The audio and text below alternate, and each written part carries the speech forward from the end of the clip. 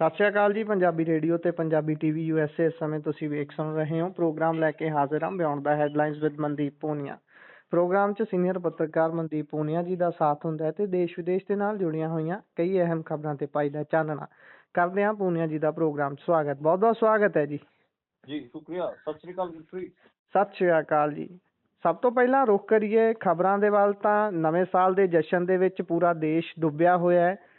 ਪਾਇਓ ਚਰਾ ਚਾਨਣਾ ਇਹ ਬੀਤਿਆ ਸਾਲ ਜਿਹੜਾ ਹੁਣ ਬੀਤ ਰਿਹਾ ਹੈ, ਬਸ ਨਵਾਂ ਸਾਲ ਕੁਝ ਸਮੇਂ ਦੇ ਵਿੱਚ ਭਾਰਤ 'ਚ ਚੜ੍ਹ ਜਾਣਾ ਹੈ। ਤੇ ਕਿਹੋ ਜਿਹਾ ਇਹ ਸਾਲ ਰਿਹਾ ਹੈ? 29 ਦੇਸ਼ ਤਾਂ ਵੈਸੇ ਨਵੇਂ ਸਾਲ 'ਚ ਸ਼ਾਮਲ ਵੀ ਹੋ ਗਏ ਨੇ, ਭਾਰਤ ਨੇ ਹਲੇ ਹੋਣਾ। ਪਾਇਓ ਚਾਨਣਾ।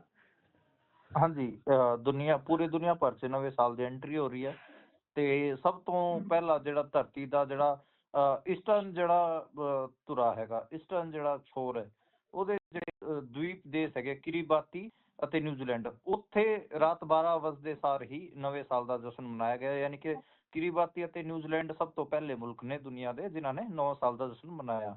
ਉਸ ਤੋਂ ਬਾਅਦ ਜੇ ਆਪਾਂ ਗੱਲ ਕਰਨੀ ਹੋਵੇ ਤੇ ਹੋਰ ਮਤਲਬ ਕਈ ਮੁਲਕ ਨੇ। ਅਮਰੀਕਾ 'ਚ ਵੀ ਇੱਕ ਹਿੱਸੇ 'ਚ ਬਣਾਇਆ ਜਾ ਚੁੱਕਿਆ ਹੈਗਾ ਤੇ ਇੱਕ ਹਿੱਸੇ 'ਚ ਮਨਾਉਣਾ ਹੈਗਾ। ਤੇ ਦੁਨੀਆ ਦੇ ਅਲੱਗ-ਅਲੱਗ ਟਾਈਮ ਜ਼ੋਨ ਨੇ, ਜਿਹਦੇ 'ਚ Kiribati, Samoa, Tonga, Australia, New Zealand, Papua Guinea, Myanmar, Japan, Indonesia, Bangladesh, Nepal, ਇਹ ਜਿਹੜੇ ਮੁਲਕ ਨੇ, ਇਹਨਾਂ ਦਾ ਟਾਈਮ ਜ਼ੋਨ ਸਾਰਿਆਂ ਦਾ ਅੱਡ-ਅੱਡ ਹੈਗਾ। ਜਿਹੜੀ ਇੰਡੀਅਨ ਟਾਈਮਿੰਗ ਹੈ, ਹਜੇ ਜਦੋਂ ਆਪਾਂ ਬੁਲੇਟਿਨ ਰਿਕਾਰਡ ਕਰ ਰਹੇ ਹਾਂ ਉਹਦੇ ਤੋਂ ਤਕਰੀਬਨ 6 ਘੰਟੇ ਬਾਅਦ ਇੱਥੇ ਇੰਡੀਆ ਦੇ ਵਿੱਚ ਵੀ ਨਵਾਂ ਸਾਲ ਮਨਾਇਆ ਜਾਊਗਾ। ਤਾਂ ਇਹਦੇ 'ਚ ਤਾਂ ਇਹੀ ਹੈ ਕਿ ਜਿਹੜਾ 360 ਡਿਗਰੀ ਜਿਹੜੀ ਧਰਤੀ ਘੁੰਮਦੀ ਹੈਗੀ ਆ, ਉਹਦੇ ਕਰਕੇ ਇਹ ਜਿਹੜਾ ਟਾਈਮ ਜ਼ੋਨ ਦੀ ਲੋੜ ਪਈ ਸੀਗੀ। ਤੇ ਕੈਨੇਡਾ ਦੇ ਜਿਹੜੇ ਰੇਲਵੇ ਇੰਜੀਨੀਅਰ ਸੀ, ਉਹਨਾਂ ਨੇ ਟਾਈਮ ਜ਼ੋਨ ਦਾ ਸੁਝਾਅ ਦਿੱਤਾ ਸੀਗਾ, ਸਰ ਸੈਨਫੋਰਡ ਫਲੈਮਿੰਗ, 1876 'ਚ। ਫਿਰ ਉਸ ਤੋਂ ਬਾਅਦ ਦੁਨੀਆ ਭਰ 'ਚ 24 ਟਾਈਮ ਜ਼ੋਨ ਵੰਡੇ ਗਏ ਸੀਗੇ ਤੇ 360 ਨੂੰ ਜੇ ਤੁਸੀਂ 15 ਡਿਗਰੀ ਤੋਂ ਡਿਵਾਈਡ ਕਰੋਗੇ ਤਾਂ ਜਾ ਕੇ ਇਹ 24 ਜਿਹੜੇ ਹੈਗੇ ਟਾਈਮ ਜ਼ੋਨ ਬਣਦੇ ਨੇ। 15 ਡਿਗਰੀ ਦਾ 1 ਘੰਟਾ ਬਣਦਾ ਗਾ ਤੇ 1 ਡਿਗਰੀ ਦੀ 4 ਮਿੰਟ।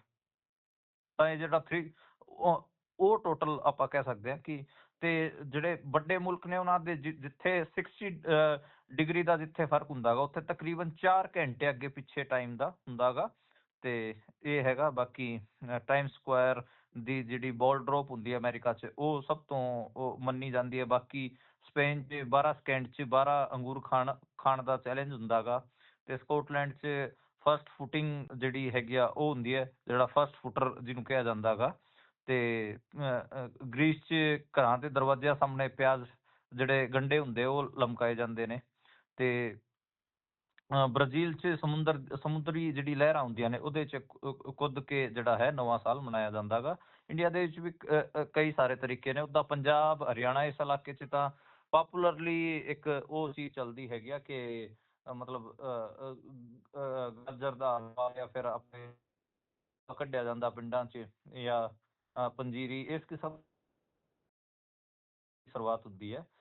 ਸਾਡੇ ਪਿੰਡ ਮੈਂ ਅੱਜ ਪਤਾ ਕੀਤਾ ਸੀਗਾ ਤੇ ਸਾਡੇ ਜਿਹੜਾ ਗਾਜਰ ਪਾਕ ਹੈ ਉਹ ਕੱਢਿਆ ਜਾ ਰਿਹਾ ਹੈਗਾ। ਯਾਨੀ ਕਿ ਗਾਜਰਾਂ ਪਾ ਕੇ ਪ੍ਰੋਪਰ ਦੁੱਧ 'ਚ, ਕਢਾਈ 'ਚ, ਤੇ ਉਹ ਚੱਲਿਆ ਹੋਇਆ ਜੀ। ਜੀ ਹੁਣ ਇਸ ਤੋਂ ਅੱਗੇ ਜੇ ਰਸਮੀ ਖਬਰਾਂ ਦੇ ਵੱਲ ਵਧੀਏ ਹਰ ਰੋਜ਼ ਦੀ ਤਰ੍ਹਾਂ, ਤਾਂ ਉਧਰ ਦੇਸ਼ ਦੇ ਵਿੱਚ ਪ੍ਰਧਾਨ ਮੰਤਰੀ ਸਾਹਿਬ ਤਾਂ ਆਪਣੀ ਛਾਤੀ ਦਾ ਸਾਈਜ਼ ਗਿਣਾਉਂਦੇ ਰਹਿੰਦੇ ਨੇ, ਪਰ ਵੱਖ-ਵੱਖ ਦੇਸ਼ ਜਿਸ ਤਰੀਕੇ ਦੇ ਨਾਲ ਕਾਰਵਾਈਆਂ ਕਰਦੇ ਨੇ ਉਸ ਤੋਂ ਬਾਅਦ ਉਹ ਚੁੱਪ ਵੀ ਹੋ ਜਾਂਦੇ ਨੇ। ਚੀਨ ਨੂੰ ਲੈ ਕੇ ਕਾਂਗਰਸ ਕਹਿੰਦੀ ਹੈ ਵੀ ਉਹ ਭਾਰਤ ਦਾ ਮਜ਼ਾਕ ਉਡਾਇਆ ਜਾ ਰਿਹਾ ਹੈ, ਤੇ ਪਾਕਿਸਤਾਨ ਤੇ ਭਾਰਤ ਵਾਲੀ ਜੰਗ ਨੂੰ ਲੈ ਕੇ ਵੀ ਟਰੰਪ ਦੇ ਵੱਲੋਂ ਵਾਰ-ਵਾਰ ਦਿੱਤੇ ਜਾਂਦੇ ਬਿਆਨਾਂ ਤੇ ਟਿੱਪਣੀ ਆਈ ਹੈ। ਦੇਖੋ, ਕੱਲ ਆਪਾਂ ਜਿਵੇਂ ਗੱਲ ਕਰ ਰਹੇ ਸੀਗੇ ਕਿ ਗਲਵੰਤ ਇਹਨਾਂ ਨੇ ਫਿਲਮ ਦਾ ਅਨਾਊਂਸਮੈਂਟ ਕੀਤੀ ਜਿਹਦੇ 'ਚ ਸਲਮਾਨ ਖਾਨ ਨੇ ਰੋਲ ਕੀਤਾ ਹੋਇਆ। ਉਸ ਤੋਂ ਬਾਅਦ ਚੀਨ ਨੇ ਮਜ਼ਾਕ ਉਡਾਇਆ ਸੀਗਾ ਇੰਡੀਆ ਦਾ, ਆਪਣੇ ਜਿਹੜੇ ਨੈਸ਼ਨਲ ਉਹਨਾਂ ਦੇ ਅਖਬਾਰ ਹੈਗੇ ਆ ਉਹਨਾਂ 'ਚ। ਤੇ ਸੇਮ ਮੈਨੂੰ ਲੱਗਦਾ ਗਾ ਕਿ ਕੱਲ ਵੀ ਆਪਾਂ ਗੱਲ ਕਰ ਰਹੇ ਸੀਗੇ, ਉਹ ਵੀ ਕਾਂਗਰਸ ਨੇ ਉਸੇ ਲਾਈਨ ਤੇ ਅੱਜ ਸਟੇਟਮੈਂਟ ਜਾਰੀ ਕੀਤੀ ਹੈ। ਜੈਰਾਮ ਰਮੇਸ਼ ਜਿਹੜਾ ਇਹਨਾਂ ਦੇ ਮਹਾਸਚਿਵ ਨੇ, ਉਹਨਾਂ ਨੇ ਇਹ ਗੱਲ ਕਹੀ ਹੈ ਕਿ ਭਾਰਤ ਪਾਕਿਸਤਾਨ ਦੇ ਯੁੱਧ ਰੁਕਵਾਉਣ ਦੇ ਦਾਅਵੇ ਟਰੰਪ 65 ਵਾਰ ਕਰ ਚੁੱਕੇ ਨੇ, ਪਰ ਹਜੇ ਤੱਕ ਇੰਡੀਆ ਦੇ ਪ੍ਰਧਾਨ ਮੰਤਰੀ ਨਰਿੰਦਰ ਮੋਦੀ ਇਹਦੇ ਬਾਰੇ ਕੁਝ ਨਹੀਂ ਬੋਲੇ। ਦੂਜੇ ਉਹ ਕਹਿ ਰਹੇ ਨੇ ਕਿ ਚਾਈਨਾ ਨੂੰ ਲੈ ਕੇ ਵੀ ਆਪਾਂ ਨੂੰ ਕੋਈ ਕਲੈਰਿਟੀ ਹੈ ਹੀ ਨਹੀਂ। ਤੇ ਚਾਈਨਾ ਵਾਲੇ ਇੱਧਰ ਆਪਾਂ ਦਾਅਵਾ ਕਰ ਰਹੇ ਹਾਂ ਕਿ ਅਸੀਂ ਚਾਈਨਾ ਨਾਲ ਜਿਹੜਾ ਸਰਹੱਦੀ ਵਿਵਾਦ ਹੈ ਉਹ ਸੁਲਝਾ ਲਿਆ, ਅਸੀਂ ਗਲਵਾਨ ਤੇ ਕਬਜ਼ਾ ਲੈ ਲਿਆ, ਉਧਰ ਚੀਨ ਵਾਲੇ ਸਾਡਾ ਮਜ਼ਾਕ ਬਣਾ ਰਹੇ ਨੇ। ਤਾਂ ਇਹ ਮਤਲਬ ਨੈਸ਼ਨਲ ਸਿਕਿਉਰਿਟੀ ਨੂੰ ਲੈ ਕੇ ਇਹ ਗੱਲ ਅੱਜ ਕਾਂਗਰਸ ਵੱਲੋਂ ਚੁੱਕੀ ਗਈ ਹੈਗੀ ਆ।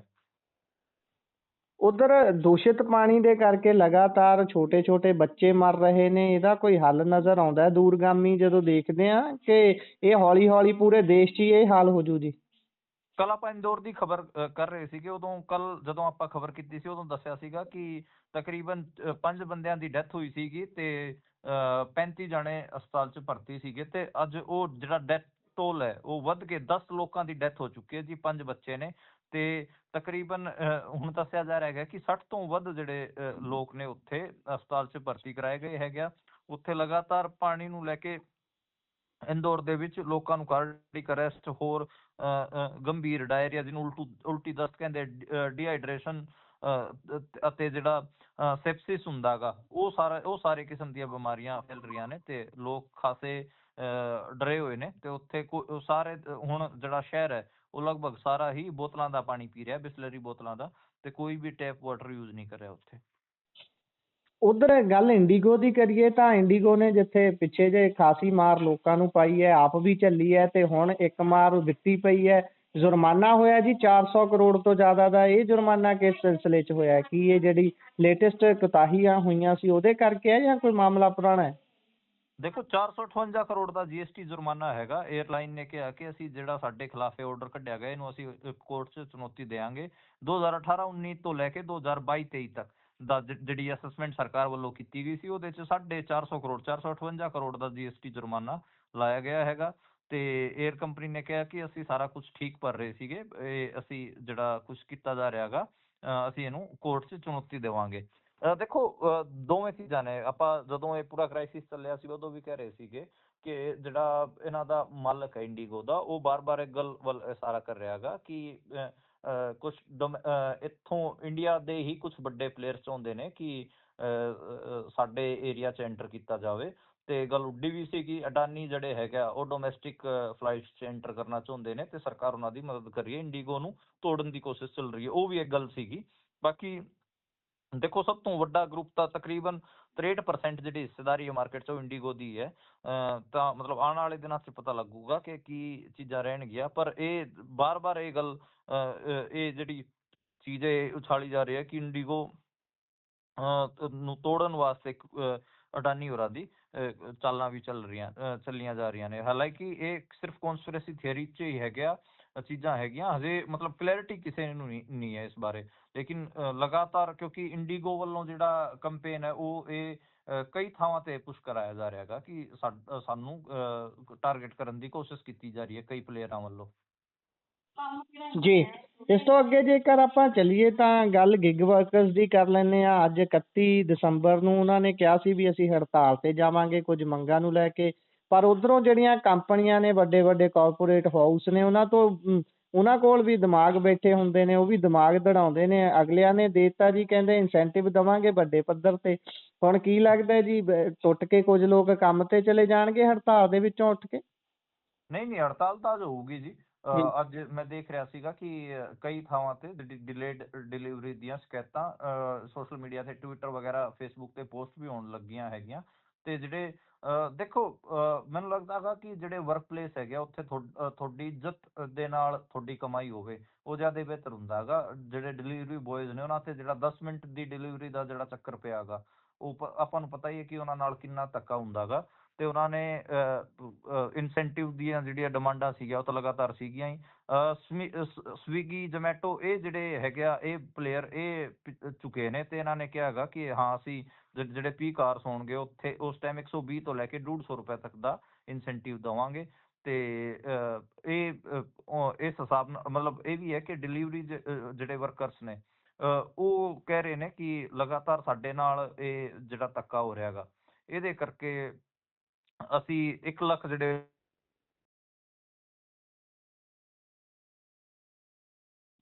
ਸਾਡੇ ਇਨਸੈਂਟਿਵ ਖੋਏ ਜਾ ਰਹੇ ਨੇ, ਸਾਡੀ ਜੀ ਜਿਹੜੀ ਕਮਾਈ ਹੈ ਉਹ ਵੀ ਘੱਟ ਹੋ ਰਹੀ ਹੈ। ਹੂੰ ਹਾਲਾਂਕਿ ਜੀ ਜਿਵੇਂ ਸਵੀਗੀ ਨੇ, ਜ਼ੋਮੈਟੋ ਨੇ ਇਹ ਚਾਲ ਖੇਡੀ ਹੈ ਕਿ ਤੁਸੀਂ 31 ਦਸੰਬਰ ਤੋਂ ਲੈ ਕੇ 1 ਜਨਵਰੀ ਤੱਕ 10,000 ਰੁਪਏ ਤੱਕ ਕਮਾ ਸਕਦੇ ਹੋ, ਤੇ ਪੀਕ ਆਵਰਸ 'ਚ 2-3 ਹਜ਼ਾਰ ਰੁਪਏ ਕਮਾ ਸਕਦੇ ਹੋ। ਤਾਂ ਮਤਲਬ ਇਹ ਅੱਜ ਹੜਤਾਲ ਨੂੰ ਤੋੜਨ ਵਾਸਤੇ ਹੀ ਇਹ ਗੱਲ ਸਵੀਗੀ ਅਤੇ ਜ਼ੋਮੈਟੋ ਵੱਲੋਂ ਆਖੀ ਗਈ ਹੈ, ਤਾਂ ਕਿ ਕੁਝ ਜਿਹੜੇ ਉਹਦੇ 'ਚ ਸ਼ਾਮਲ ਹੋ ਜਾਣ। ਪਰ ਮੈਨੂੰ ਲੱਗਦਾ ਗਾ ਕਿ ਹੜਤਾਲ ਖਾਸੀ ਵੱਡੀ ਰਹਿਣ ਵਾਲੀ ਹੈ, ਤੇ ਜੀ ਜਿਹੜਾ ਇੱਕ ਬੇਸਿਕ ਜਿਹੜੇ ਅਧਿਕਾਰ ਨੇ ਗਿਗ ਵਰਕਰਸ ਦੇ, ਉਹਨਾਂ ਜੀ ਜੀ ਵਾਸਤੇ ਇਹ ਗਿਗ ਵਰਕਰਸ ਲੜਾਈ ਲੜ ਰਹੇ ਹਨ। ਦੇਖਦੇ ਹਾਂ ਕਿ ਜਿਹੜੀ ਕੇਂਦਰੀ ਹੁਕੂਮਤ ਹੈ ਉਹ ਵੀ ਕੀ ਇਹਨਾਂ ਵੱਲ ਧਿਆਨ ਦਊਗੀ ਜਾਂ ਨਹੀਂ ਦਊਗੀ, ਤਾਂ ਆਉਣ ਵਾਲੇ ਦਿਨਾਂ 'ਚ ਪਤਾ ਲੱਗੂਗਾ। ਪਰ ਘੱਟੋ ਘੱਟ ਇਹ ਜਿਹੜਾ ਨਵਾਂ ਬਜਟ ਆ ਰਿਹਾ ਗਾ ਫਰਵਰੀ 'ਚ, 1 ਫਰਵਰੀ ਨੂੰ ਨਵਾਂ ਬਜਟ ਆਉਣਾ ਗਾ, ਉਹਦੇ 'ਚ ਗਿਗ ਵਰਕਰਸ ਵਾਸਤੇ ਘੱਟੋ ਘੱਟ ਲਾਈਫ ਇੰਸ਼ੋਰੈਂਸ, ਹੈਲਥ ਇੰਸ਼ੋਰੈਂਸ ਅਤੇ ਹੋਰ ਜਿਹੜੇ ਸਹੂਲਤਾਂ ਹੁੰਦੀਆਂ ਮਾੜੀਆਂ ਮੋਟੀਆਂ, ਅਤੇ ਉਹਨਾਂ ਦੇ PF ਅਕਾਊਂਟ ਵਗੈਰਾ, ਇਹ ਸਾਰੀਆਂ ਸੁਵਿਧਾਵਾਂ ਤਾਂ ਮਤਲਬ ਦੇਣੀਆਂ ਹੀ ਚਾਹੀਦੀਆਂ। ਜੀ ਬਿਲਕੁਲ, ਲਾਈਫ ਇੰਸ਼ੋਰੈਂਸ ਇਹਨਾਂ ਚੀਜ਼ਾਂ ਦੀ ਤਾਂ ਬਹੁਤ ਜ਼ਿਆਦਾ ਲੋੜ ਹੈ, ਕਿਉਂਕਿ ਇੰਨੇ ਘੱਟ ਸਮੇਂ 'ਚ ਡਿਲੀਵਰੀ ਕਰਦਿਆਂ ਬਹੁਤ ਵਾਰ ਹਾਦਸੇ ਵਾਪਰਦੇ ਨੇ, ਤੇ ਉਹਨਾਂ ਹਾਦਸਿਆਂ ਦੀ ਉਹਨਾਂ ਨੂੰ ਕੁਝ ਮਿਲਣਾ ਤਾਂ ਚਾਹੀਦਾ ਹੈ ਨਾ, ਘੱਟੋ ਘੱਟ ਜਾਨ ਤਾਂ ਸੁਰੱਖਿਅਤ ਰਹੇ। ਇਸ ਤੋਂ ਅੱਗੇ ਚੱਲੀਏ ਤਾਂ IPL ਦੇ ਵਿੱਚ KKR ਜਿਹੜੀ ਟੀਮ ਸ਼ਾਹਰੁਖ ਖਾਨ ਦੀ ਖੇਲਦੀ ਹੈ, ਉਸ ਦੇ ਲਈ ਬੀਤੇ ਦਿਨੀ ਮਿੰਨੀ ਆਕਸ਼ਨ ਹੋਈ ਹੈ ਜਦੋਂ IPL ਦੀ, ਤੇ ਇੱਕ ਬੰਗਲਾਦੇਸ਼ੀ ਪਲੇਅਰ ਨੂੰ ਖਰੀਦਣ ਨੂੰ ਲੈ ਕੇ ਹੁਣ ਬੜਾ ਰੌਲਾ ਪਿਆ ਹੋਇਆ ਜੀ। ਇਹ ਅਚਾਨਕ ਰੌਲਾ ਪੈਣ ਦਾ ਕੀ ਕਾਰਨ ਹੈ? ਕੀ ਇਹ ਹਿੰਦੂ ਦੀ ਹੋਈ ਹੱਤਿਆ ਉਸ ਜਗ੍ਹਾ ਤੇ ਬੰਗਲਾਦੇਸ਼ ਦੇ ਵਿੱਚ ਉਹਦੇ ਨਾਲ ਜਾ ਜੁੜਦੀ ਹੈ ਗੱਲ? ਦੇਖੋ, ਆਪਾਂ ਦੇਖਦੇ ਹੀ ਹਾਂ ਲਗਾਤਾਰ ਕਿ ਜਿਹੜੇ ਖੇਡਾਂ 'ਚ ਵੀ ਇਹ ਜਿਹੜੀ ਹੈਗੀ ਆ ਨੈਸ਼ਨਲਿਜ਼ਮ ਵਾਲੀ ਭਾਵਨਾ, ਨੈਸ਼ਨਲਿਜ਼ਮ ਤਾਂ ਕੀ ਕਹਾਂਗੇ ਇਹਨੂੰ, ਜ਼ਿਆਦਾਤਰ ਜਿੰਗੋਇਜ਼ਮ ਹੀ ਕਹਾਂਗੇ। ਤੇ ਜਿੰਗੋਇਜ਼ਮ ਵਾਲੀ ਜਿਹੜੀ ਭਾਵਨਾ ਹੈਗੀ ਆ, ਤੇ ਹੋਰ ਜਿਹੜੇ ਕਹਿ ਲਈਏ ਕਿ ਫਿਰਕਾ ਪ੍ਰਸਤੀ ਵਾਲੀ ਭਾਵਨਾ, ਇਹ ਵਾੜ ਦਿੰਦੇ ਨੇ। ਮੇਰਠ ਤੋਂ ਸਾਬਕਾ ਭਾਜਪਾ ਵਿਧਾਇਕ ਨੇ ਸੰਗੀਤ ਸੋਮ, ਬੇਸਿਕਲੀ ਵੈਸਟਰਨ ਉੱਤਰ ਪ੍ਰਦੇਸ਼ 'ਚ ਖਾਸਾ ਵੱਡਾ ਨਾਂ ਹੈਗਾ ਉਹ, ਤੇ ਉਹਨੇ ਕਿਹਾ ਕਿ ਬੰਗਲਾਦੇਸ਼ 'ਚ ਹਿੰਦੂਆਂ ਦਾ ਕਤਲੇਆਮ ਕੀਤਾ ਜਾ ਰਿਹਾ ਹੈਗਾ, ਸਾਡੀਆਂ ਭੈਣਾਂ ਕੁੜੀਆਂ ਨਾਲ ਸ਼ਰੇਆਮ ਰੇਪ ਹੋ ਰਿਹਾ, ਤੇ ਇੱਧਰ ਭਾਰਤ 'ਚ ਕੁਛ ਬੈਠੇ ਲੋਕ ਬੰਗਲਾਦੇਸ਼ ਦੇ ਕ੍ਰਿਕਟਰਾਂ ਨੂੰ ਖਰੀਦ ਰਹੇ ਹੈਗੇ ਆ। ਉਹਨਾਂ ਨੇ ਸ਼ਾਹਰੁਖ ਖਾਨ ਨੂੰ ਗੱਦਾਰ ਕਿਹਾ ਕਿ ਸ਼ਾਹਰੁਖ ਖਾਨ ਵਰਗਾ ਗੱਦਾਰ ਬੰਗਲਾਦੇਸ਼ ਦੇ ਕ੍ਰਿਕਟਰ ਰਹਿਮਾਨ ਨੂੰ 9.5 ਕਰੋੜ 'ਚ ਖਰੀਦ ਰਿਹਾ ਗਾ, ਇਹ ਮੁਲਕ ਨੂੰ ਬਰਦਾਸ਼ਤ ਨਹੀਂ ਹੋਵੇਗਾ। ਤਾਂ ਮਤਲਬ ਦੇਖੋ, ਇਹ ਸਾਫ਼ ਹੀ ਦਿਖ ਰਿਹਾ ਗਾ ਕਿ ਜਦੋਂ IPL ਸ਼ੁਰੂ ਹੋਇਆ ਸੀਗਾ, ਉਦੋਂ ਪਾਕਿਸਤਾਨ ਦੇ ਕ੍ਰਿਕਟਰ ਖੇਡਦੇ ਹੁੰਦੇ ਸੀਗੇ, ਤੇ ਉਹਨਾਂ ਨੂੰ 2009 ਦੇ ਹਮਲੇ ਤੋਂ ਬਾਅਦ ਉਹਨਾਂ ਨੂੰ ਬੈਨ ਕੀਤਾ ਗਿਆ।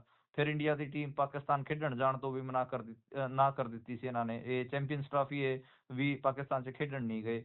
ਇਸ ਤੋਂ ਇਲਾਵਾ ਹੋਰ ਵੀ ਕਈ ਘਟਨਾਕ੍ਰਮ ਨੇ। ਤੁਹਾਨੂੰ ਯਾਦ ਹੋਊਗਾ ਨੀਰਜ ਚੋਪੜਾ ਤੇ ਅਰਸ਼ਦ ਨਦੀਮ ਵਾਲਾ ਸੀਗਾ ਮਾਮਲਾ। ਉਦੋਂ ਜਦੋਂ ਨੀਰਜ ਚੋਪੜਾ ਦੇ ਘਰਦਿਆਂ ਨੇ ਕਹਿਤਾ ਸੀਗਾ ਕਿ ਸਾਡਾ ਹੀ ਮੁੰਡਾ ਗਾ ਅਰਸ਼ਦ ਨਦੀਮ ਵੀ, ਉਦੋਂ ਵੀ ਇਹਨਾਂ ਦੇ ਮਿਰਚਾਂ ਲੜੀਆਂ ਸੀਗੀਆਂ। ਉਦੋਂ ਵੀ ਇਹਨਾਂ ਨੇ ਮਤਲਬ ਖਾਸਾ ਪੁੱਠਾ ਸਿੱਧਾ ਦੋਵਾਂ ਵਾਸਤੇ ਬੋਲਿਆ ਸੀਗਾ, ਬਹੁਤ ਖਰਾਬ ਲੈਂਗੁਏਜ 'ਚ ਗੱਲ ਕੀਤੀ ਸੀਗੀ ਮੁਲਕ ਦੇ ਏਡੇ ਵੱਡੇ ਐਥਲੀਟ ਵਾਸਤੇ। ਤੇ ਹੁਣ ਵੀ ਇਹ ਲਗਾਤਾਰ ਦੇਖੋ, ਹੁਣ ਬੰਗਲਾਦੇਸ਼ ਪਹਿਲਾਂ ਪਾਕਿਸਤਾਨ ਟਾਰਗੇਟ 'ਚ ਹੁੰਦਾ ਸੀਗਾ, ਹੁਣ ਬੰਗਲਾਦੇਸ਼ ਵੀ ਟਾਰਗੇਟ ਦੇ ਨਾਂ ਤੇ ਆਇਆ ਹੋਇਆ ਗਾ। ਤੇ ਹੁਣ ਇਹਨਾਂ ਨੇ ਬੰਗਲਾਦੇਸ਼ ਦੇ ਉਲਟ ਖਾਸਾ ਪੁੱਠਾ ਸਿੱਧਾ ਬੋਲਿਆ ਗਾ। ਤੇ ਉੱਦਾਂ ਇਹ ਕੋਸ਼ਿਸ਼ ਕਰ ਰਹੇ ਨੇ ਕਿ ਸਾਡੀ ਸੈਟਿੰਗ ਬਹਿ ਜਾਵੇ, ਜਿਹੜਾ ਉੱਥੇ ਨਵੀਂ ਹੁਕੂਮਤ ਹੈ ਬੰਗਲਾਦੇਸ਼ ਦੀ ਉਹਦੇ ਨਾਲ, ਤੇ ਦੂਜੇ ਪਾਸੇ ਉਹਨਾਂ ਦੇ ਉਲਟ ਇਹ ਜ਼ਹਿਰ ਵੀ ਉਗਲਦੇ ਨੇ। ਇਹ ਦੋਵੇਂ ਕੰਮ ਥੋੜੀ ਨਾ ਹੁੰਦੇ ਨੇ। ਘੱਟੋ ਘੱਟ ਜਿਹੜੀ ਇੰਡੀਆ ਦੀ ਖਬਰਾਂ ਨੇ ਉਹ ਤਾਂ ਉਹ ਅਗਲੇ ਵੀ ਦੇਖਦੇ ਹੋਣਗੇ, ਤਾਂ ਮਤਲਬ ਇਹ ਕੋਈ ਲੁਕੀ ਛਿਪੀ ਤਾਂ ਗੱਲ ਹੈ ਨਹੀਂ। ਤੇ ਉੱਧਰ ਇਹ ਜਿਹੜੇ ਬਾਬੇ ਨੇ, ਇਹ ਤਾਂ ਸੰਗੀਤ ਸੋਮ BJP ਦਾ ਆਗੂ ਹੋ ਗਿਆ, ਉੱਧਰ ਜਿਹੜਾ ਦੇਵਕੀ ਨੰਦਨ ਠਾਕੁਰ ਹੈ ਉਹ ਵੀ ਲੱਗਿਆ ਹੋਇਆ ਗਾ। ਤਾਂ ਮਤਲਬ ਬਾਬੇ ਪਲੱਸ ਜਿਹੜੇ BJP ਦੇ ਆਗੂ, ਇਹ ਪੂਰਾ ਹਿੰਦੂਤਵ ਦੀ ਪੋਲਿਟਿਕਸ ਨੂੰ ਸਿਖਰ ਤੇ ਲੈ ਜਾਂਦੇ ਨੇ, ਤੇ ਦਬਾ ਕੇ ਜਿਹੜੇ ਘੱਟ ਗਿਣਤੀ ਦੇ ਲੋਕ ਹੈ ਉਹਨਾਂ ਦੇ ਉਲਟ ਜ਼ਹਿਰ ਨਫ਼ਰਤ ਉਗਲਦੇ ਨੇ। ਜੀ ਬਿਲਕੁਲ। ਇਸ ਤੋਂ ਅਗਲੀ ਖਬਰ ਵੈਦਰ ਦੇ ਨਾਲ ਜੁੜੀ ਹੋਈ ਲੈ ਲੈਂਦੇ ਹਾਂ। ਹੁਣ ਮੌਸਮ ਪੂਰੀ ਕਰਵਟ ਲੈ ਰਿਹਾ। ਅੱਜ ਪੰਜਾਬ ਦੇ ਵਿੱਚ ਤਕਰੀਬਨ ਸਾਰੀ ਜਗ੍ਹਾ ਦੇ ਉੱਪਰ ਤੇਜ਼ ਹਵਾਵਾਂ ਚੱਲ ਰਹੀਆਂ ਸੀ, ਤੇ ਪਹਾੜਾਂ ਦਾ ਕੀ ਹਾਲ ਹੈ? ਹਾਂਜੀ, ਹੁਣ ਪਤਾ ਲੱਗਿਆ ਕਿ ਛਾਲ ਸ਼ੁਰੂ ਹੋ ਚੁੱਕੇ ਨੇ ਪੰਜਾਬ 'ਚ। ਸੀਤ ਲਹਿਰ ਅੱਜ ਆਪਾਂ ਨੂੰ ਦੇਖਣ ਨੂੰ ਮਿਲੀ ਹੈਗੀ ਆ। ਖਾਸੀ ਠੰਡੀ ਹਵਾਵਾਂ ਅੱਜ ਪੰਜਾਬ 'ਚ ਵਗ ਰਹੀਆਂ ਸੀਗੀਆਂ, ਜਿਹਨੂੰ ਆਪਾਂ ਕਹਿੰਦੇ ਕੋਹਰਾ ਵਰਨ ਵਾਲੀ ਜਿਹੜੀ ਠੰਡ ਹੈ ਉਹ ਹੁਣ ਸ਼ੁਰੂ ਹੋਈ ਹੈ। ਤੇ ਇਹਦਾ ਕਾਰਨ ਹਿਮਾਲਿਆ ਹੀ ਹੈ। ਆਪਾਂ ਨੂੰ ਪਤਾ ਪੰਜਾਬ ਹਰਿਆਣਾ ਜਿਹੜਾ ਸਾਰਾ ਇਲਾਕਾ ਗਾ, ਇਹ ਹਿਮਾਲਿਆਸ ਦੇ ਫਲੱਡ ਪਲੇਨ ਹੀ ਹੈਗੇ ਆ। ਤੇ ਹਿਮਾਲਿਆ ਦੇ ਵਿੱਚ ਜਦੋਂ ਬਰਫ਼ ਪੈਂਦੀ ਹੈਗੀ ਆ, ਉਦੋਂ ਇੱਥੇ ਥੱਲੇ ਮੈਦਾਨਾਂ 'ਚ ਵੀ ਠੰਡ ਵੱਧਦੀ ਹੈਗੀ ਆ। ਤੇ ਹਿਮਾਚਲ ਪ੍ਰਦੇਸ਼ ਦੇ ਲਾਹੌਲ ਸਪੀਤੀ ਇਲਾਕੇ 'ਚ ਜਿਹੜੀਆਂ ਉੱਚੀਆਂ ਜਿਹੜੀਆਂ ਆਪਾਂ ਕਹਿ ਲਈਏ ਕਿ ਚੋਟੀਆਂ ਨੇ ਪਹਾੜਾਂ ਦੀਆਂ, ਉੱਥੇ ਬਰਫ਼ ਪਈ ਹੈਗੀ ਆ। ਤੇ ਜਿਹੜੇ ਥੱਲੜੇ ਇਲਾਕੇ ਨੇ, ਦੱਸਿਆ ਜਾ ਰਿਹਾ ਹੈਗਾ ਕਿ ਸ਼ਿਮਲਾ ਵਗੈਰਾ, ਇੱਥੇ ਵੀ ਬਰਫ਼ ਠੀਕ ਠਾਕ ਬਰਫ਼ਬਾਰੀ ਹੋਣ ਦੇ ਅਨੁਮਾਨ ਹੈਗੇ ਆ। ਤੇ ਅਗਲੇ 72 ਘੰਟਿਆਂ 'ਚ ਚੰਬਾ, ਕਾਂਗੜਾ, ਕੁੱਲੂ, ਕਿੰਨੌਰ, ਲਾਹੌਲ ਸਪੀਤੀ ਉੱਥੇ ਬਰਫ਼ਬਾਰੀ ਹੋਊਗੀ ਤੇ ਜਿਹੜਾ ਕਈ ਥਾਵਾਂ ਤੇ 10 ਡਿਗਰੀ ਤੋਂ ਥੱਲੇ ਜਿਹੜਾ ਤਾਪਮਾਨ ਹੈ ਉਹ ਹੁਣ ਜਾ ਰਿਹਾ ਗਾ। ਕੋਲਡ ਵੇਵ ਦਾ ਯੈਲੋ ਅਲਰਟ ਹੈ ਪੰਜਾਬ 'ਚ ਵੀ, ਆਪਾਂ ਨੂੰ ਪਤਾ ਹੈ ਕੋਲਡ ਵੇਵ ਦਾ ਯੈਲੋ ਅਲਰਟ ਜਾਰੀ ਹੋ ਚੁੱਕਿਆ ਹੈਗਾ, ਲਗਾਤਾਰ ਕੋਲਡ ਵੇਵਸ ਚੱਲ ਰਹੀਆਂ ਨੇ। ਅੱਜ ਇੱਕ ਡੈਥ ਵੀ ਜਲੰਧਰ 'ਚ ਹੀ ਦੇਖਣ ਨੂੰ ਮਿਲੀ ਹੈਗੀ ਹੈ, ਇੱਕ ਬੰਦਾ ਬਾਹਰ ਰਹਿ ਗਿਆ ਸੀਗਾ ਖੇਤਾਂ 'ਚ ਤੇ ਉਹਦੀ ਡੈਥ ਹੋਈ ਹੈ ਜੀ। ਤੇ ਮਤਲਬ ਕੋਲਡ ਵੇਵ ਤਾਂ ਹੁਣ ਚੱਲ ਹੀ ਰਹੀ ਹੈ, ਆਪਣੇ ਆਪ ਨੂੰ ਠੰਡ ਤੋਂ ਬਚਾ ਕੇ ਰੱਖੋ। ਤੇ ਖਾਸਾ ਆਪਾਂ ਕਹਿ ਲਈਏ ਕਿ ਸਨੋਫੋਲ ਲੇਟ ਹੋਇਆ ਗਾ ਇਸ ਵਾਰ, ਨਹੀਂ ਤਾਂ ਦਸੰਬਰ ਦੇ ਜਿਹੜੇ ਆਪਾਂ ਕਹਿ ਲਈਏ ਕਿ 20 ਦਸੰਬਰ ਤੋਂ ਬਾਅਦ ਸਨੋਫਾਲ ਦੇਖਣ ਨੂੰ ਮਿਲ ਜਾਂਦਾ ਸੀ। 10 ਦਿਨ ਆਪਾਂ ਕਹਿ ਸਕਦੇ ਹਾਂ ਕਿ ਲੇਟ ਹੈ ਸਨੋਫਾਲ ਇਸ ਵਾਰ। ਇਸ ਤੋਂ ਅੱਗੇ ਜੇਕਰ ਚੱਲੀਏ ਤਾਂ ਹੁਣ 2025 ਪੰਜਾਬ ਤੇ ਹਰਿਆਣੇ ਦੇ ਲਈ ਕਿਹੋ ਜਿਹਾ ਰਿਹਾ, ਕੁਝ ਘਟਨਾ ਤੇ ਚਾਨਣਾ ਪਾਇਓ ਤੇ ਦੱਸਿਓ। ਇਹਨੂੰ ਆਪਾਂ ਚੰਗੇ ਪੱਖ ਤੋਂ ਯਾਦ ਕਰਾਂਗੇ ਜਾਂ ਨਕਾਰਾਤਮਕ ਪੱਖ ਤੋਂ ਯਾਦ ਕਰਾਂਗੇ? 2025 ਕਿੱਦਾਂ ਦਾ ਰਿਹਾ ਪੰਜਾਬ ਤੇ ਖਾਸ ਕਰਕੇ ਹਰਿਆਣੇ ਦੇ ਲਈ? ਦੇਖੋ, ਆਪਾਂ ਪੰਜਾਬ ਵਾਲੇ, ਹਰਿਆਣੇ ਵਾਲੇ ਤੇ ਇਸ ਸਾਰੀ ਦੁਨੀਆ ਵਾਲੇ 2025 ਨੂੰ ਗੁੱਡ ਬਾਏ ਕਹਿ ਰਹੇ ਹਾਂ। ਪਹਿਲਾਂ ਪੰਜਾਬ ਦੇ ਹਵਾਲੇ ਨਾਲ ਗੱਲ ਕਰ ਲੈਂਦੇ ਹਾਂ। ਬਥੇਰੀਆਂ ਵੱਡੀਆਂ ਘਟਨਾਵਾਂ ਹੋਈਆਂ ਤੇ ਜੇ ਆਪਾਂ ਨੂੰ ਗੱਲ ਕਰਨੀ ਹੋਵੇ ਤਾਂ ਦੇਖੋ ਕਈ ਵੱਡੀਆਂ ਘਟਨਾਵਾਂ ਹੋਈਆਂ ਇਹਦੇ 'ਚ। ਪਹਿਲੀ ਤਾਂ ਇਹ ਸੀਗੀ ਕਿ ਜਿਹੜੇ ਵਿਕਰਮਜੀਤ ਸਿੰਘ ਮਜੀਠੀਆ ਸੀਗੀ, ਵਿਕਰਮਜੀਤ ਸਿੰਘ ਮਜੀਠੀਆ ਦੀ ਗ੍ਰਿਫਤਾਰੀ ਉਹ ਖਾਸੀ ਚਰਚਾ 'ਚ ਰਹੀ। ਤੇ ਉੱਦਾਂ ਜਿਹੜੀ ਆਮ ਆਦਮੀ ਪਾਰਟੀ ਦੀ ਵਿਧਾਇਕ ਸੀ ਅਨਮੋਲ ਗਗਨ ਮਾਨ, ਉਹਨੇ ਅਚਾਨਕ ਤੋਂ ਇਸਤੀਫਾ ਦਿੱਤਾ ਸੀਗਾ, ਉਹ ਵੀ ਖਾਸਾ ਸੁਰਖੀਆਂ 'ਚ ਰਿਹਾ ਸੀਗਾ। ਅਕਾਲੀ ਦਲ ਦਾ ਕਮਬੈਕ ਅਤੇ ਡਾਇਨਾਸੋਰ, ਉਹ ਜਿਹੜਾ ਡਾਇਲੋਗ ਸੀ ਉਹਦੀ ਖਾਸੀ ਵਰਤੋਂ ਆਪਾਂ ਦੇਖਣ ਨੂੰ ਮਿਲੀ ਹੈਗੀ ਆ। ਤੇ ਆਮ ਆਦਮੀ ਪਾਰਟੀ ਦੇ ਜਿਹੜੇ ਵਿਧਾਇਕ ਸੀ ਖਡੂਰ ਸਾਹਿਬ ਤੋਂ ਮਨਜਿੰਦਰ ਸਿੰਘ ਲਾਲਪੁਰਾ, ਤੇ ਉਹਨੂੰ ਆਪਾਂ ਕਹਿ ਲਈਏ ਕਿ 4 ਸਾਲ ਦੀ ਕੈਦ ਹੋਈ, ਉਹ ਖਾਸੀ ਚਰਚਾ 'ਚ ਰਹੀ। ਹਰਮੀਤ ਪਠਾਨ ਮਾਜਰਾ ਜਿਹੜਾ ਭੱਜ ਗਿਆ ਸੀਗਾ ਫਿਲਮੀ ਸਟਾਈਲ 'ਚ, ਉਹਦੀ ਖਾਸੀ ਚਰਚਾ ਰਹੀ। ਅਤੇ ਮਜੀਠੀਆ ਦੀ ਅਰੈਸਟ ਹੋ ਗਈ। ਉਸ ਤੋਂ ਇਲਾਵਾ ਜੇ ਆਪਾਂ ਗੱਲ ਕਰਨੀ ਹੋਵੇ ਤੇ 3 ਜਿਹੜੇ ਪੰਜਾਬ ਦੇ ਸ਼ਹਿਰ ਸੀ ਉਹਨਾਂ ਨੂੰ ਪਵਿੱਤਰ ਸ਼ਹਿਰਾਂ ਦਾ ਦਰਜਾ ਦਿੱਤਾ ਗਿਆ। ਉੱਥੇ ਤੰਬਾਕੂ, ਮੀਟ, ਸ਼ਰਾਬ, ਇਹ ਸਾਰੇ ਕਾਸੇ ਦੀ ਜਿਹੜੀ ਵਿਕਰੀ ਹੈਗੀ ਆ ਉਹ ਬੰਦ ਕੀਤੀ ਗਈ। ਸ੍ਰੀ ਅਨੰਦਪੁਰ ਸਾਹਿਬ ਤੇ ਅੰਮ੍ਰਿਤਸਰ, ਤਖਤ ਸ੍ਰੀ ਦਮਦਮਾ ਸਾਹਿਬ, ਤਲਵੰਡੀ ਸਾਬੋ ਅਤੇ ਕੇਸਗੜ੍ਹ ਸਾਹਿਬ, ਇਹ ਜਿਹੜੇ ਸੀਗੇ ਇੱਥੇ ਇਹਨਾਂ ਨੂੰ ਪਵਿੱਤਰ ਧਰਤੀ ਐਲਾਨਿਆ ਗਿਆ। ਜਿਹੜੇ ਹੜ੍ਹ ਆਏ ਉਹਨਾਂ ਦਾ ਵੀ ਆਪਾਂ ਨੂੰ ਪਤਾ ਹੀ ਹੈ ਕਿ ਇਸ ਵਾਰ ਜਿਹੜੇ ਸਾਉਣ ਦਾ ਮਹੀਨਾ ਸੀਗਾ ਉਹ ਖਾਸਾ ਔਖਾ ਰਿਹਾ ਪੰਜਾਬ ਵਾਸਤੇ। ਤੇ ਸਟੇਟ ਦਾ ਜਿਹੜਾ ਆਂਕੜਾ ਗਾ ਉਹ ਕਹਿੰਦਾ ਗਾ ਕਿ 43 ਲੋਕਾਂ ਦੀ ਡੈਥ ਪੰਜਾਬ 'ਚ ਹੋਈ ਹੜ੍ਹਾਂ ਕਰਕੇ। ਤੇ ਖਾਸਾ ਜਿਹੜਾ ਰਕਬਾ ਹੈਗਾ ਖੇਤੀਬਾੜੀ ਦਾ, ਤਕਰੀਬਨ 2.5 ਲੱਖ ਹੈਕਟੇਅਰ ਜਿਹੜਾ ਰਕਬਾ ਹੈਗਾ ਖੇਤੀ ਦਾ, ਉਹ ਪ੍ਰਭਾਵਿਤ ਰਿਹਾ। 2500 ਪਿੰਡ ਸੀਗੇ ਜਿਹੜੇ ਹੜ੍ਹਾਂ ਦੀ ਚਪੇਟ 'ਚ ਰਹੇ। ਬਾਕੀ ਜਿਹੜਾ ਓਪਰੇਸ਼ਨ ਸੰਧੂਰ ਚੱਲਿਆ ਉਦੋਂ ਜਿਹੜਾ ਪੰਜਾਬ ਦੀ ਧਰਤੀ ਖਾਸੀ ਆਪਾਂ ਨੂੰ ਪਤਾ ਕਿ ਚਰਚਾ 'ਚ ਰਹੀ, ਕਿਉਂਕਿ ਇੱਥੇ ਮਿਸਾਈਲਾਂ, ਡਰੋਨ ਡਿੱਗੇ ਗਏ। ਈਵਨ ਬਠਿੰਡੇ ਦੇ ਖੇਤਾਂ 'ਚ ਤਾਂ ਜਿਹੜਾ ਫਾਈਟਰ ਜੈਟ ਸੀਗਾ ਉਹ ਵੀ ਡਿੱਗਿਆ ਸੀਗਾ। ਤੇ ਫਿਰੋਜ਼ਪੁਰ ਇਲਾਕੇ 'ਚ ਖਾਸੀਆਂ ਮਿਸਾਈਲਾਂ, ਡਰੋਨਸ, ਉਹ ਸਾਰੇ ਜਿਹੜਾ ਬਾਰਡਰ ਏਰੀਆ ਉਹ ਆਪਾਂ ਦੇਖਣ ਨੂੰ ਮਿਲਿਆ ਓਪਰੇਸ਼ਨ ਸੰਧੂਰ ਦੌਰਾਨ। ਤੇ ਬਾਕੀ ਕਈ ਸਾਰੀ ਡੈਥਸ ਵੀ ਹੈਗੀਆਂ, ਬੁਰੀਆਂ ਖਬਰਾਂ ਵੀ ਰਹੀਆਂ। ਜਿਵੇਂ ਬੋਡੀ ਬਿਲਡਰ ਸੀਗਾ ਇਹ ਵਰਿੰਦਰ ਸਿੰਘ ਘੁੰਮਣ, ਇਹਦੀ ਡੈਥ ਹੋਈ ਜੀ। ਇਸ ਤੋਂ ਇਲਾਵਾ ਜਿਹੜਾ ਰਾਜਵੀਰ ਸਿੰਘ ਜਵੰਦਾ ਸੀਗਾ ਉਹਦੀ ਡੈਥ ਹੈ। ਡਾਕਟਰ ਜਸਵਿੰਦਰ ਸਿੰਘ ਭੱਲਾ ਜਿਹੜੇ ਕਾਮੇਡੀਅਨ ਸੀਗੇ ਉਹਨਾਂ ਦੀ ਡੈਥ ਹੈ। ਮਿਊਜ਼ਿਕ ਪ੍ਰੋਡਿਊਸਰ ਸੀ ਚਰਨਜੀਤ ਸਿੰਘ ਆਹੂਜਾ, ਉਹਨਾਂ ਦੀ ਡੈਥ ਹੈ। ਜਿਹੜੇ ਸਿੰਗਰ ਸੀਗੇ ਹਰਮਨ ਸਿੱਧੂ, ਉਹਨਾਂ ਦੀ ਡੈਥ ਹੈ। ਗੁਰਮੀਤ ਮਾਨ ਦੀ ਡੈਥ ਹੈ। ਪੂਰਨ ਸ਼ਾਹ ਕੋਟੀ ਦੀ ਡੈਥ ਹੈ। ਤਾਂ ਇਹ ਕਈ ਸਾਰੇ ਕਿਸਮ ਦੇ ਮਾਮਲੇ ਸੀਗੇ। ਹਰਿਆਣੇ 'ਚ ਤਾਂ ਉਹ ਜਿਹੜਾ IPS ਪੂਰਨ ਕੁਮਾਰ ਸੀਗਾ, ਉਹਨੇ ਜਿਹੜਾ ਸੁਸਾਈਡ ਕੀਤਾ ਸੀ, ਉਹ IPS ਵਾਈ ਪੂਰਨ ਕੁਮਾਰ, ਉਹ ਖਾਸਾ ਚਰਚਾ 'ਚ ਰਿਹਾ। ਤੇ ਹਾਲਾਂਕਿ ਆਮ ਆਦਮੀ ਪਾਰਟੀ ਦੇ ਇੱਕ ਵਿਧਾਇਕ ਦੀ ਵੀ ਡੈਥ ਹੋਈ ਸੀਗੀ, ਉਹ ਵੀ ਗੋਲੀ ਲੱਗਣ ਕਰਕੇ ਹੋਈ ਸੀਗੀ, ਜਿਹਦੇ ਕਰਕੇ ਬਾਈ ਇਲੈਕਸ਼ਨ ਹੋਇਆ। ਬਾਕੀ ਪਟਿਆਲੇ ਦੇ ਜਿਹੜੇ ਕਰਨਲ ਪੁਸ਼ਪਿੰਦਰ ਸਿੰਘ ਬਾਠ ਸੀਗੇ, ਉਹਨਾਂ ਨਾਲ ਜਿਹੜੇ ਕੁੱਟਮਾਰ ਹੋਈ ਪਟਿਆਲੇ 'ਚ, ਉਹ ਵੀ ਖਾਸੀ ਚਰਚਾ 'ਚ ਰਹੀ।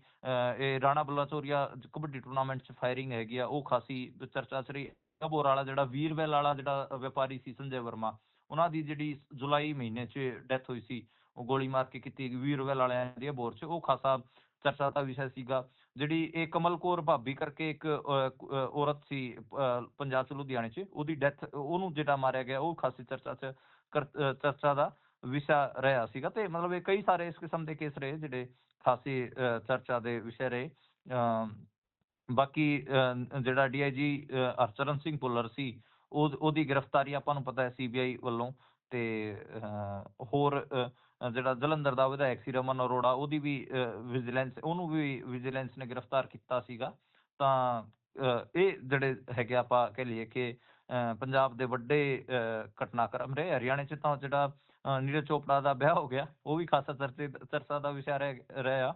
ਤੇ ਬਾਕੀ ਜਿਹੜਾ ਆਪਾਂ ਕਹਿ ਲਈਏ ਕਿ ਮਾਸੂਮ ਸ਼ਰਮਾ ਦੇ ਗਾਣੇ ਵਗੈਰਾ ਵੀ ਬੈਨ ਹੋਏ, ਤੇ ਜਿਹੜਾ ਵਾਈ ਪੂਰਨ ਕੁਮਾਰ ਦਾ ਜਿਹੜਾ ਸਾਰਾ ਮਾਮਲਾ ਸੀਗਾ ਸੁਸਾਈਡ, ਉਹ ਜ਼ਿਆਦਾ ਚਰਚਾ ਦਾ ਵਿਸ਼ਾ ਸੀਗਾ। ਜਿਹੜਾ ਆਪਰੇਸ਼ਨ ਸੰਧੂਰ ਤੋਂ ਪਹਿਲਾਂ ਪਹਿਲਗਾਮ 'ਚ ਅਟੈਕ ਹੋਇਆ ਸੀ, ਉਦੋਂ ਜਿਹੜਾ ਹਰਿਆਣੇ ਦਾ ਲੈਫਟੀਨੈਂਟ ਮਾਰਿਆ ਸੀਗਾ ਕਰਨਾਲ ਦਾ, ਉਹਦੀ ਜਿਹੜੀ ਵਾਈਫ ਸੀਗੀ ਇਮਾਨੀ ਨਰਵਾਲ, ਉਹ ਖਾਸੀ ਚਰਚਾ ਦਾ ਰਹੀ ਸੀ। ਉਸ ਕੁੜੀ ਨੇ ਬਹੁਤ ਵਧੀਆ ਸਟੈਂਡ ਲਿਆ ਸੀਗਾ। ਜੀ ਤੇ ਬਿਲਕੁਲ ਹਾਂਜੀ, ਪੰਜਾਬ ਹਰਿਆਣੇ ਦੇ ਬਥੇਰੇ ਜਿਹੜੇ ਟਰੈਵਲ ਵਲੋਗਰ ਸੀਗੇ ਆਪਰੇਸ਼ਨ ਸੰਧੂਰ ਤੋਂ ਬਾਅਦ ਜਿਹੜੇ ਪਾਕਿਸਤਾਨ ਜਾ ਕੇ ਆਏ ਸੀ, ਉਹ ਉਹਨਾਂ ਕਈ ਦੀ ਰਗੜੇ ਗਏ। ਗ੍ਰਿਫਤਾਰੀਆਂ ਵੀ ਬਿਲਕੁਲ ਕਈ ਰਗੜੇ ਗਏ ਜੀ ਉਹ। ਹਾਂ, ਕਈ ਰਗੜੇ ਗਏ। ਤਾਂ ਇਹ ਸੀਗੇ ਜੀ ਵੱਡੇ ਹਰਿਆਣਾ ਪੰਜਾਬ ਦੇ ਮਾਮਲਿਆਂ 'ਚ, ਮਤਲਬ ਟੋਟਲ ਲਗਭਗ ਆਪਾਂ ਸਾਰੇ ਗਿਣਾ ਹੀ ਲਏ ਆ ਜਿਹੜੇ ਘਟਨਾਕ੍ਰਮ 2025 ਚ ਪੰਜਾਬ ਹਰਿਆਣੇ 'ਚ ਹੋਏ। ਜੀ ਬਿਲਕੁਲ 2025 ਬਹੁਤ ਸਾਰੀਆਂ ਮਿੱਠੀਆਂ ਤੇ ਸਲੂਣੀਆਂ ਯਾਦਾਂ ਛੱਡ ਕੇ ਹੁਣ ਜਾ ਰਿਹਾ ਹੈ। 26 ਚ ਆਪਾਂ ਚੰਗੇ ਦੀ ਆਸ ਕਰਦੇ ਹਾਂ। ਇਸ ਤੋਂ ਅਗਲੀ ਖਬਰ ਤੇ ਜੇਕਰ ਆਪਾਂ ਚੱਲੀਏ ਤਾਂ ਗੱਲ ਪੰਜਾਬ ਦੇ ਕਾਰਜਕਾਰੀ ਡੀਜੀਪੀ ਸਾਹਿਬ ਦੀ ਕਰਦੇ ਹਾਂ। ਵੈਸੇ ਆਮ ਤੌਰ ਤੇ ਅੱਜ ਕੱਲ੍ਹ ਅਖਬਾਰਾਂ ਵੀ ਸਿੱਧਾ ਡੀਜੀਪੀ ਲਿਖਦੀਆਂ ਨੇ, ਕਾਰਜਕਾਰੀ ਉਹ ਵੀ ਨਹੀਂ ਲਾਉਂਦੇ, ਆਫੀਸ਼ੀਏਟਿੰਗ ਕੋਈ ਨਹੀਂ ਕਹਿੰਦਾ, ਕਿਉਂਕਿ ਐਂ ਹੀ ਜਾਪਦਾ ਹੈ। ਉਹਨਾਂ ਨੇ ਅੱਜ ਕਾਫੀ ਸਾਰੀਆਂ ਗੱਲਾਂ ਕੀਤੀਆਂ ਨੇ। ਕੀ ਆਖ ਰਹੇ ਨੇ? ਕਹਿੰਦੇ SHO ਵੀ ਹੈ ਨਹੀਂ, ਬਹੁਤ ਸਾਰੀ ਭਰਤੀ ਦੀ ਲੋੜ ਹੈ, ਤੇ ਗੈਂਗਸਟਰਵਾਦ, ਥਾਣਿਆਂ ਤੇ ਹਮਲੇ, ਇਹਨਾਂ ਸਾਰਿਆਂ ਤੇ ਕੀ ਟਿੱਪਣੀ ਕੀਤੀ ਹੈ ਨਾ? ਦੇਖੋ, ਅੱਜ ਉਹਨਾਂ ਨੇ ਪ੍ਰੈਸ ਕਾਨਫਰੰਸ ਕੀਤੀ ਸੀ ਡੀਜੀਪੀ ਗੌਰਵ ਯਾਦਵ ਨੇ। ਠੀਕ ਹੈ ਤੁਸੀਂ ਜੀ। ਵੀ ਕਿਹਾ ਕਾਰਜਕਾਰੀ ਡੀਜੀਪੀ ਹੈਗੇ ਆ, ਹਾਂ ਪਰ ਅੱਜ ਕੱਲ ਤਾਂ ਸਿੱਧੇ ਡੀਜੀਪੀ ਕਿਹਾ ਜਾਂਦਾ ਉਹਨਾਂ ਨੂੰ। ਜੀ ਤੇ ਪਾਕਿਸਤਾਨ ਦੀ ਖੁਫੀਆ ਏਜੰਸੀ ISI ਦਾ ਰੋਲ ਦੱਸ ਰਹੇ ਨੇ ਜਿਹੜੇ ਥਾਣਿਆਂ ਤੇ ਅਟੈਕ ਹੋਏ, ਤੇ ਉਹਨਾਂ ਨੇ ਕਿਹਾ ਕਿ ਪੰਜਾਬ 'ਚ ਜਿਹੜਾ ਮਾਹੌਲ ਖਰਾਬ ਕਰਨ ਦੀ ਕੋਸ਼ਿਸ਼ ਹੈ ਉਹ ਪਾਕਿਸਤਾਨ ਦੀ ਖੁਫੀਆ ਏਜੰਸੀ ISI ਕਰ ਰਹੀ ਹੈ। ਉਹਨਾਂ ਨੇ ਐਂਟੀ ਡਰੋਨ ਸਿਸਟਮ ਬਾਰੇ ਗੱਲ ਕਹੀ। ਉਹਨਾਂ ਨੇ ਇਹ ਗੱਲ ਕਹੀ ਕਿ 400 ਥਾਣੇ ਏਦਾਂ ਦੇ ਹੈਗੇ ਜਿੱਥੇ SHO ਨਹੀਂ ਹੈ, ਤੇ ਮੈਂ ਕੋਈ SHO ਤਾਂ ਹਾਂ ਨਹੀਂ ਕਿ ਮੈਂ ਉੱਥੇ ਜਾ ਕੇ ਬਹਿ ਜਾਵਾਂ। ਤੇ ਉਹਨਾਂ ਨੇ ਕਿਹਾ ਕਿ ਅਸੀਂ ਨਵੀਆਂ ਭਰਤੀਆਂ ਕਰਾਂਗੇ, ਤੇ ਮਾਰਚ 2026 ਚ ਅਸੀਂ 1600 ਮੁਲਾਜ਼ਮ ਭਰਤੀ ਕਰਾਂਗੇ, ਜਿਹਦੇ ਵਿੱਚ ਇੰਸਪੈਕਟਰ, ਸਬ ਇੰਸਪੈਕਟਰ, ASI ਤੈਨਾਤ ਜਿਹੜੇ ਹੈਗੇ ਆ ਅਸੀਂ ਥਾਣਿਆਂ ਤੱਕ ਪਹੁੰਚਾਵਾਂਗੇ। ਤੇ ਪ੍ਰਮੋਸ਼ਨਸ ਦੀ ਵੀ ਗੱਲ ਕੀਤੀ ਗਈ ਹੈ, ਤੇ ਹੋਰ ਜਿਹੜੀ ਉਹਨਾਂ ਨੇ ਹੋਰ ਵੀ ਕਈ ਚੀਜ਼ਾਂ ਦੀਆਂ ਗੱਲਾਂ ਕੀਤੀਆਂ ਕਿ PCR ਅਸੀਂ 8100 ਜਿਹੜੇ ਨਵੇਂ ਵਾਹਨ ਜਿਹੜੇ ਚੀਜ਼ਾਂ ਖਰੀਦੀਆਂ, ਤੇ ਗੈਂਗਸ ਬਾਰੇ ਵੀ ਉਹਨਾਂ ਨੇ ਕਿਹਾ ਕਿ 40-50 ਜਿਹੜੇ ਗੈਂਗਸ ਵੱਡੇ ਹੈਗੇ ਆ, ਤਾਂ 300-400 ਲੋਕ ਇਹਨਾਂ ਦੇ ਹੈਗੇ ਆ ਜਿਹੜੇ ਆਪਾਂ ਕਹਿ ਲਈਏ ਕਿ ਆਪਰੇਟ ਕਰ ਰਹੇ ਨੇ। ਗ੍ਰੇਨੇਡ ਅਟੈਕਸ ਬਾਰੇ ਵੀ ਉਹਨਾਂ ਨੇ ਸਵਾਲ ਲਿਆ, ਤੇ ਐਨਕਾਊਂਟਰਾਂ ਬਾਰੇ ਵੀ 7 ਮਹੀਨਿਆਂ ਅੰਦਰ 20 ਐਨਕਾਊਂਟਰਾਂ ਦੀ ਗੱਲ ਕਹੀ। ਤੇ ਉਹਨਾਂ ਨੇ ਕਿਹਾ ਕਿ ਮਤਲਬ ਸਵਾਲ ਪੁੱਛਿਆ ਗਿਆ ਸੀਗਾ ਕਿ ਏਡੇ ਐਨਕਾਊਂਟਰ ਕਿਉਂ ਹੋ ਰਹੇ ਆ ਪੰਜਾਬ 'ਚ। ਉਹਨਾਂ ਨੇ ਕਿਹਾ ਕਿ ਪੁਲਿਸ ਸੈਲਫ ਡਿਫੈਂਸ 'ਚ ਕਾਰਵਾਈਆਂ ਕਰ ਰਹੀਆਂ ਨੇ। ਹਾਲਾਂਕਿ ਐਨਕਾਊਂਟਰਾਂ ਨੂੰ ਲੈ ਕੇ ਤਾਂ ਪੰਜਾਬ ਪੁਲਿਸ ਤੇ ਖਾਸੇ ਸਵਾਲ ਉੱਠੇ ਸੀਗੇ। ਤਾਂ ਮਤਲਬ ਇਹ ਮਤਲਬ ਬੇਸਿਕਲੀ ਤਾਂ ਦੇਖੋ ਹੀ ਹੈ ਕਿ ਕਈ ਸਾਰੇ ਸਵਾਲ ਪੰਜਾਬ ਪੁਲਿਸ ਤੇ ਉੱਠੇ ਸੀਗੇ। ਉਹਦੇ 'ਚ ਇੱਕ ਤਾਂ ਇਹ ਸੀਗਾ ਕਿ ਪੰਜਾਬ ਪੁਲਿਸ ਸਟੇਟ ਹੈ, ਕਿਉਂਕਿ ਆਫਟਰ 2023 ਤੋਂ ਬਾਅਦ ਪੰਜਾਬ ਪੁਲਿਸ ਆਪਾਂ ਦੇਖ ਹੀ ਰਹੇ ਹਾਂ ਕਿ ਖਾਸੀ ਆਪਾਂ ਕਹਿ ਲਈਏ ਕਿ ਤਾਕਤ ਉਹ ਕਿਸਾਨ ਅੰਦੋਲਨ ਦੇ ਵਿੱਚ ਵੀ ਆਪਾਂ ਦੇਖਿਆ, ਜਿਹੜਾ 2024 ਚ ਕਿਸਾਨ ਅੰਦੋਲਨ ਚੱਲਿਆ ਸੀਗਾ, ਉਦੋਂ ਵੀ ਕਿਵੇਂ ਪੁਲਿਸ ਐਕਟ ਕਰ ਰਹੀ ਸੀ। ਤੇ ਇਸ ਵਾਰ ਜਿਹੜਾ ਮਾਰਚ ਮਹੀਨੇ 'ਚ ਕਿਸਾਨ ਅੰਦੋਲਨ ਉਜਾੜਿਆ ਗਿਆ ਸੀ ਪੁਲਿਸ ਵੱਲੋਂ, ਪੰਜਾਬ ਪੁਲਿਸ ਵੱਲੋਂ, ਤੇ ਉਦੋਂ ਵੀ ਦੇਖਣ ਨੂੰ ਮਿਲਿਆ। ਤਾਂ ਮਤਲਬ ਪੁਲਿਸ ਸਟੇਟ ਦੀ ਵੀ ਸੰਗਿਆ ਦਿੱਤੀ ਗਈ ਪੰਜਾਬ ਨੂੰ।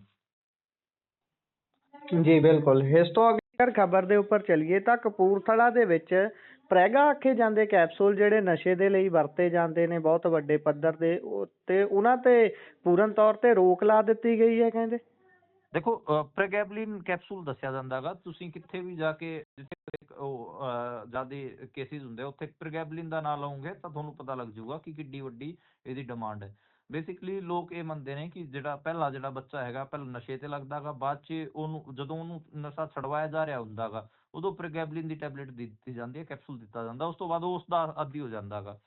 ਜਿਹੜਾ ਫਿਰੋਜ਼ਪੁਰ, ਫਾਜ਼ਿਲਕਾ, ਇਹ ਜਿਹੜਾ ਏਰੀਆ ਗਾ ਬੋਰ ਵਾਲਾ, ਉੱਥੇ ਖਾਸਾ ਪ੍ਰੈਗੈਬਲਿਨ ਬਦਨਾਮ ਹੈ, ਉੱਥੇ ਬੈਨ ਵੀ ਕੀਤਾ ਜਾ ਚੁੱਕਿਆ ਹੈਗਾ। ਹੁਣ ਕਪੂਰਥਲੇ 'ਚ ਪ੍ਰੈਗੈਬਲਿਨ ਕੈਪਸੂਲ ਤੇ ਪੂਰੀ ਤੌਰ ਤੇ ਪ੍ਰਤੀਬੰਧ ਬੈਨ ਕੀਤਾ ਗਿਆ। ਤੇ ਉਹਨਾਂ ਨੇ ਕਿਹਾ ਕਿ ਨਸ਼ੇ DC ਜਿਹੜੇ ਸਾਹਿਬ ਹੈਗੇ ਉਹ ਕਹਿ ਰਹੇ ਕਿ ਨਸ਼ੇ ਦੀ ਦੁਰਵਰਤੋਂ ਇਸੇ ਕੈਪਸੂਲ ਰਾਹੀਂ ਹੋ ਰਹੀ ਹੈ, ਯਾਨੀ ਕਿ ਹੁਣ ਨਸ਼ਾ ਜਿਹੜੇ ਲੋਕ ਹੈਗੇ ਆ ਉਹ ਇਸ ਪ੍ਰੈਗੈਬਲਿਨ ਕੈਪਸੂਲ ਨਾਲ ਕਰ ਰਹੇ ਨੇ। ਹੁਣ ਦੇਖੋ ਕਿੰਨੀ ਮਾੜੀ ਸਥਿਤੀ 'ਚ ਪਹੁੰਚ ਗਏ ਹੈਗੇ ਆਪਾਂ ਕਿ ਪਹਿਲਾਂ ਜਿਹੜਾ ਚਿੱਟੇ ਦਾ ਨਸ਼ਾ ਹੈਗਾ ਉਹ ਆਦਤ ਲੱਗ ਜਾਂਦੀ ਹੈ ਬੱਚਿਆਂ ਨੂੰ, ਬਾਅਦ 'ਚ ਜਿਹੜੀ ਦਵਾਈ ਤੋਂ ਨਸ਼ਾ ਛਡਵਾਇਆ ਜਾਂਦਾ ਹੈਗਾ ਉਸ ਦੀ ਆਪਾਂ ਕਹਿ ਲਈਏ ਕਿ ਲੱਤ ਲੱਗ ਜਾਂਦੀ ਹੈ, ਉਹਦੀ ਆਦਤ ਲੱਗ ਜਾਂਦੀ ਹੈ, ਫਿਰ ਬੱਚੇ ਉਹਨੂੰ ਲੈਣਾ ਸ਼ੁਰੂ ਕਰ ਦਿੰਦੇ ਆ। ਤਾਂ ਮਤਲਬ ਖਾਸਾ ਮਾੜਾ ਹਾਲ ਹੈ ਜੀ। ਜੀ, ਸੋ ਇਸੇ ਦੇ ਨਾਲ ਪ੍ਰੋਗਰਾਮ ਦਾ ਸਮਾਂ ਇੱਥੇ ਹੀ ਸਮਾਪਤ ਹੁੰਦਾ। ਤੁਸੀਂ ਜੁੜੇ ਜਾਣਕਾਰੀਆਂ ਸਾਂਝੀਆਂ ਕੀਤੀਆਂ, ਬਹੁਤ-ਬਹੁਤ ਧੰਨਵਾਦ ਜੀ। ਧੰਨਵਾਦ ਜੀ। ਨਵੇਂ ਸਾਲ ਦੀਆਂ ਸਾਰਿਆਂ ਨੂੰ ਬਹੁਤ-ਬਹੁਤ ਮੁਬਾਰਕਾਂ, ਵਧਾਈਆਂ ਤੇ ਜਿਹੜਾ ਸਾਲ 2026 ਆ ਰਿਹਾ ਸਾਰਿਆਂ ਦੀ ਜ਼ਿੰਦਗੀ 'ਚ ਖੁਸ਼ੀਆਂ ਲੈ ਕੇ ਆਵੇ। ਘੱਟੋ-ਘੱਟ ਇਸ ਵਾਰ ਤੁਸੀਂ ਕੋਸ਼ਿਸ਼ ਕਰਿਓ ਜੇ ਕਿ ਨਵੀਆਂ ਕਿਤਾਬਾਂ ਪੜ੍ਹ ਸਕੋ, ਨਵਾਂ ਸਿਨੇਮਾ ਦੇਖ ਸਕੋ, ਦੁਨੀਆ ਘੁੰਮ ਸਕੋ। ਜੀ, ਤਾਂ ਜਿਹੜਾ ਇੱਕ ਕੰਮਕਾਰ ਵਾਲੀ ਜਿਹੜੀ ਜ਼ਿੰਦਗੀ ਹੈ ਉਹਦੇ 'ਚੋਂ ਆਪਣੇ ਵਧੀਆ ਜਿਹੜੀ ਕਹਿ ਲਈਏ ਕਿ ਕੰਮਾਂ ਵਾਸਤੇ ਵੀ ਸਮਾਂ ਕੱਢਿਆ ਜਾ ਸਕੇ, ਇਹਦੀ ਸਾਡੀ ਦੁਆ ਰਹੇਗੀ ਸਾਰਿਆਂ ਵਾਸਤੇ। ਜੀ, ਤੁਹਾਨੂੰ ਵੀ ਨਵੇਂ ਸਾਲ ਦੀਆਂ ਬਹੁਤ-ਬਹੁਤ ਮੁਬਾਰਕਾਂ ਨੇ ਮੈਮ।